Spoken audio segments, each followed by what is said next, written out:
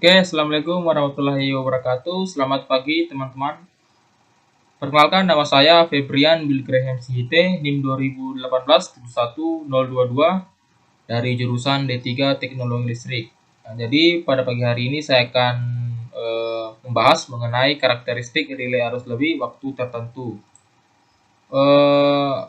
Ada beberapa pembahasan-pembahasan yang akan saya jelaskan.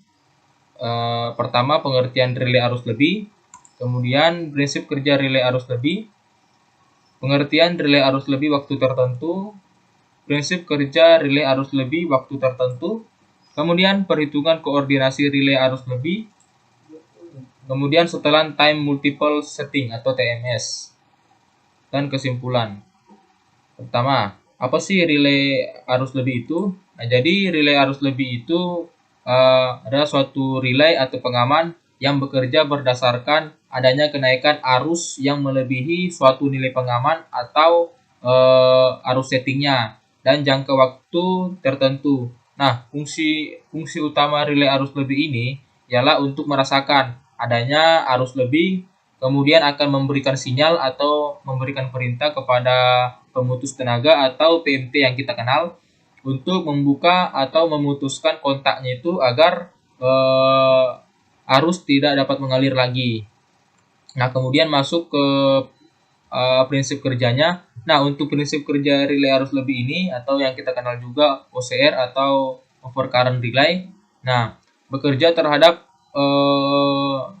arus yang mengalir melebihi nilai settingnya atau preset yang kita kenal. Atau relay arus lebih ini merupakan pengaman yang bekerja karena adanya besaran arus dan terpasang pada jaringan tegangan tinggi, tegangan menengah, juga pada transformator tenaga.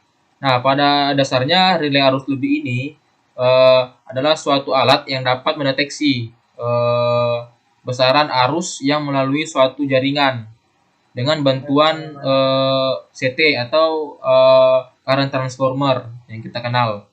Nah, harga atau besaran yang boleh melewati disebut dengan setting. Nah, settingnya itu bisa kita atur di relaynya itu. Kemudian masuk. Terus kalau relay arus lebih waktu tertentu itu gimana sih? Nah, jadi relay arus lebih waktu tertentu itu atau definite time delay ini merupakan suatu relay atau pengaman arus lebih yang waktu kerjanya itu tidak tergantung dari arus gangguannya.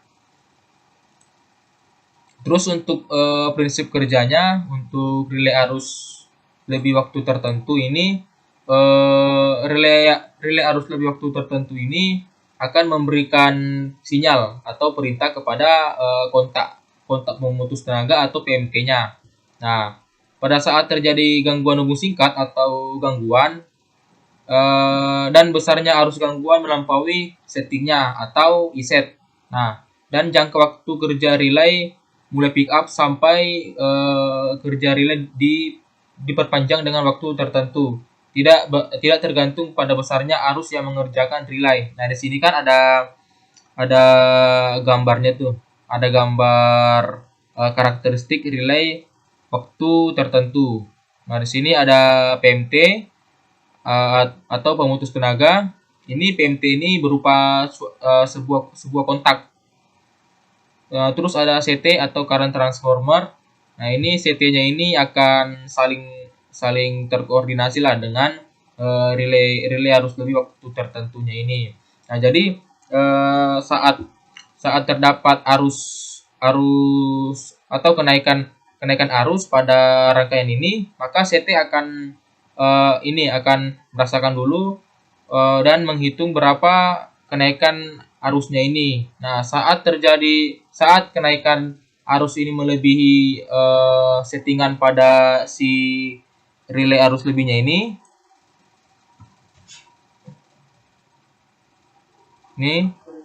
saat arus melebihi nilai settingnya pada relay arus lebih ini, maka secara otomatis relay arus lebih waktu tertentu ini akan berkoordinasi dengan kontak pemutus tenaga atau kontak PMT-nya ini. Untuk apa? Untuk memutuskan atau membuka kontaknya ini agar arus yang dari CT-nya ini tidak masuk ke PMT-nya.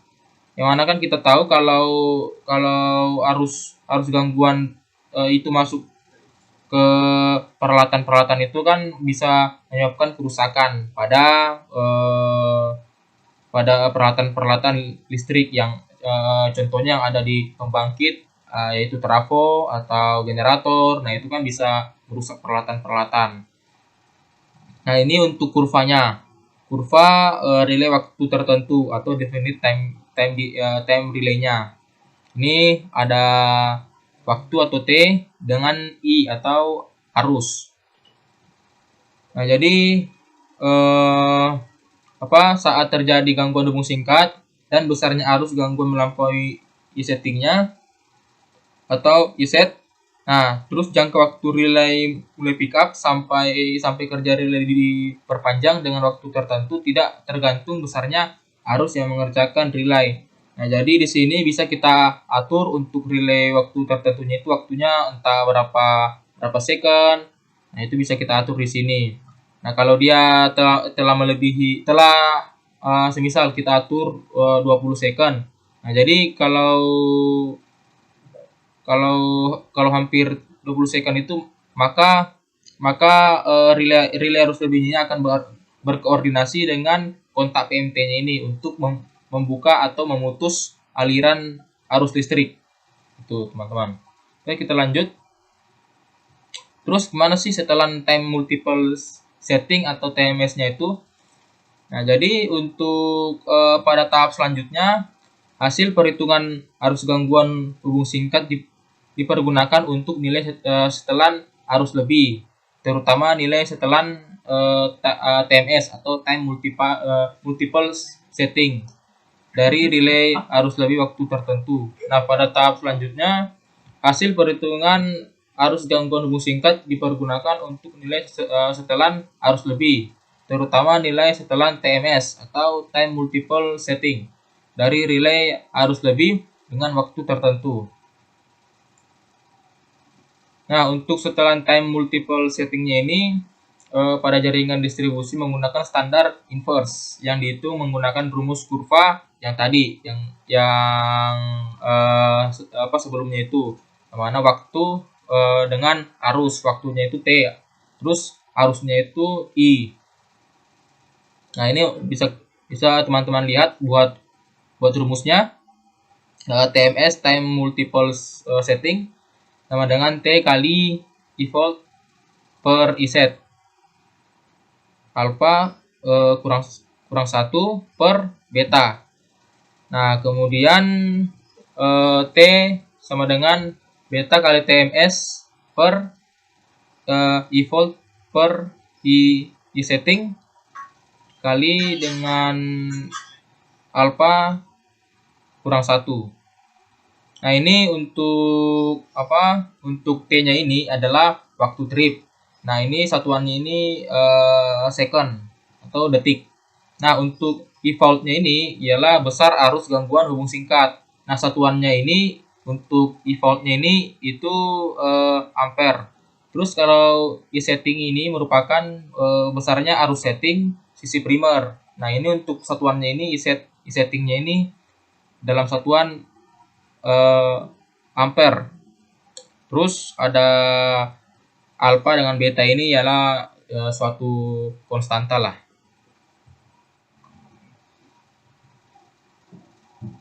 Nah, ini untuk untuk keterangannya, di mana T itu waktu trip, satuannya detik yang tadi saya sudah jelaskan. Untuk TMS time multiple setting tanpa satuan, I volt-nya ini besarnya arus gangguan hubung singkat. Nah, ini kan untuk OCR dengan GFR kan berbeda. Nah, ini untuk GFR ini ground fault relay.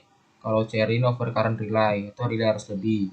Nah, ini untuk setelan OCR atau arus lebih ini diambil dari arus gangguan hubung singkat terbesar. Sedangkan kalau untuk GFR-nya ini diambil arus gangguan hubung singkat ini yang terkecil. Nah, untuk I settingnya atau I set besarnya arus setting sisi primer, satuannya itu ampere. Nah, ini berbeda juga OCR dengan GFR. Nah, untuk OCR ini atau overcurrent relay ini diambil dari 1,05 sampai dengan 1,3 dikali I bebannya. Nah, terus untuk setelan GFR diambil 6% sampai dengan 12% dikali dengan I-fault-nya. I-fault-nya dari mana? Dari sini. Yang tadi, yang untuk setelan GFR inverse diambil dari arus gangguan hubung singkat terkecil. Nah, untuk alfa dengan beta ini ialah konstantanya. Ini bisa teman-teman lihat untuk konstantanya ini. Untuk standar inverse untuk alfanya ini 0,02, sedangkan betanya ini 0,14. Berbeda dengan very inverse. Alfanya 1, betanya 13,2. Extremely inverse itu alfanya itu 2, betanya 80. Untuk long inverse itu alfanya 1, betanya 120. Itu untuk alfa dengan betanya itu bisa teman-teman lihat pada tabel faktor alfa dengan betanya ini. Ini kan berbeda-beda untuk nama kurvanya, untuk standar inverse, very inverse, extremely inverse, long inverse.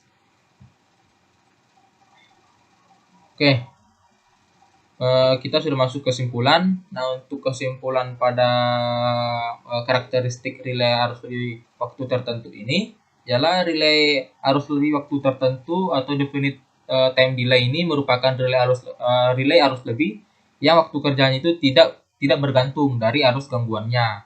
Nah, terus untuk relay arus lebih waktu tertentu atau definite time relay ini memberikan perintah atau